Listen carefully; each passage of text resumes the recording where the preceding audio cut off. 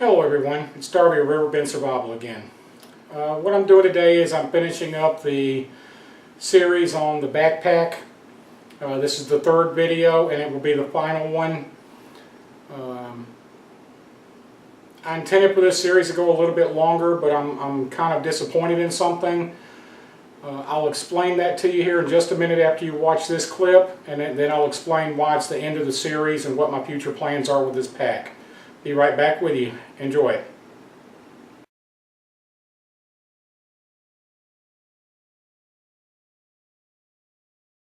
As you can see from that clip, the pack failed miserably. I wasted 2 cans of treatment on it. It's not the pack's fault. What I've discovered since then, that clip was actually filmed 2, 3, 4 days ago. And I've just been stressing about it since and trying to figure out what went wrong. What went wrong is the company that made this. This was made, as I said in the first one, by the Austin Clothing Company. They're known for backpacks that are more like book bags for school kids and such. Come to find out after doing some more research, what actually happened is in the early 90s, they decided to get into, or try to get into, the outdoors field. What they did was, they bought these frames from another company.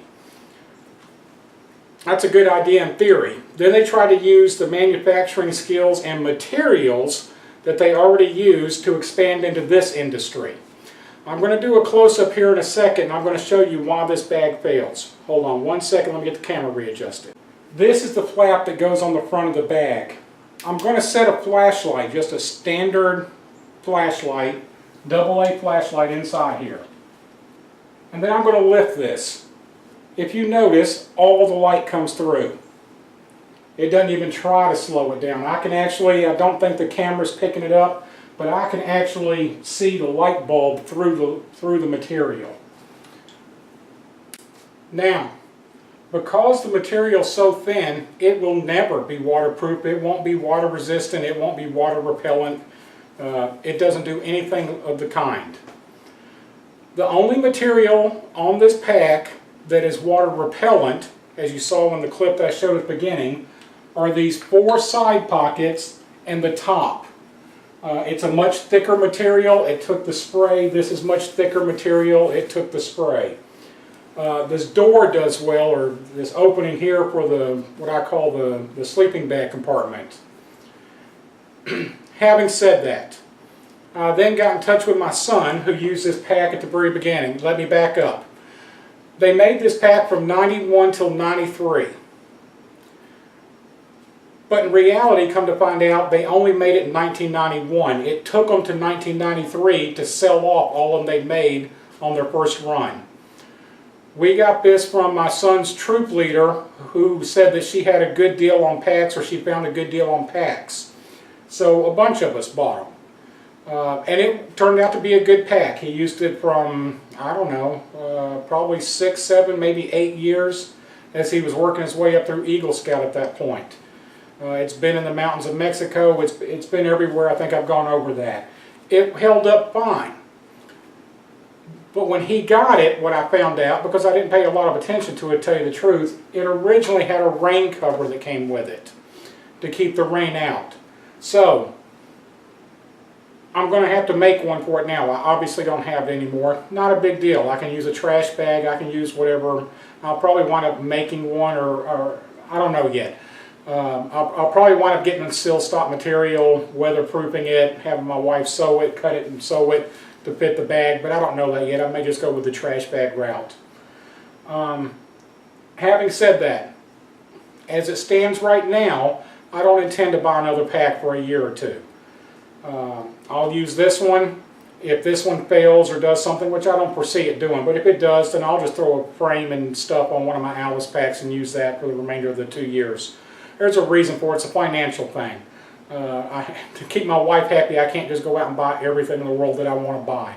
So I'll use this one for a year or 2 because I have other things that are much higher priority for me in this line of entertainment, however you want to put it for me right now. Let me get the camera readjusted. I'll show you quickly. I'm not going to pull everything out, but I'll show you quickly where everything's stored at in this, and then that'll be the end of this series. Mainly because it doesn't do me any good to take everything out individually and show it to you. The reason being is it's going to change. This is my first time out with this pack, and there's going to be things I like, things that I don't, so it doesn't do any good for me to go, here's what I'm doing, and then next week, look what I changed, and the following week, look what I changed. Maybe I'll do a follow-up video in a year and show what's changed in here. But anyway, let me get it reset, and because I have to make a correction on something that I said on the last video.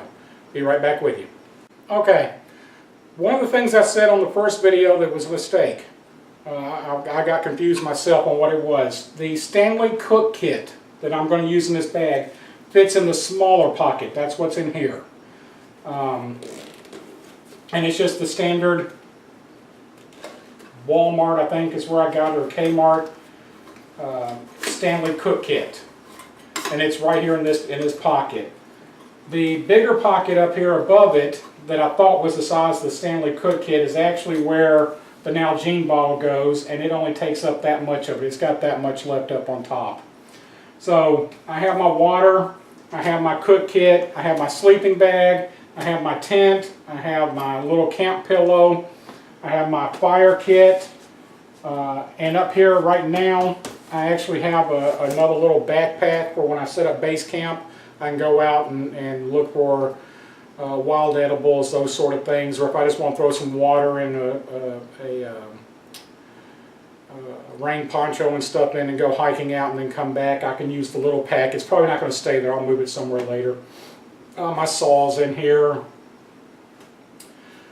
In the top pocket up here is compass and eating utensils. Those kind of things are up here in the top pocket. I got my bedroll on the bottom, or my sleeping pad on the bottom. My tent poles are actually in the middle of it. They're shot corded little poles, but they're in the middle of it.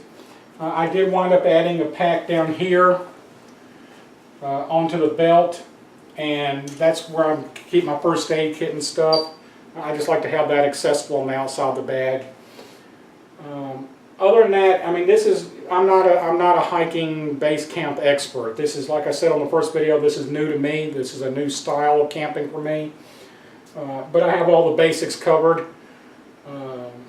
Sorry that the video didn't turn out more impressive with this thing being water repellent and being able to fend off lasers from outer space. It's just not that kind of pack. We'll see how it holds up for a year or two with me using it. Like I said, my son used it and it held up, so it's already earned its money. Anyway, I hope you enjoyed the videos. You'll see this in some future videos as I'm going out and doing some different things with it. Until then, get out in the dirt and have a good time. Thanks.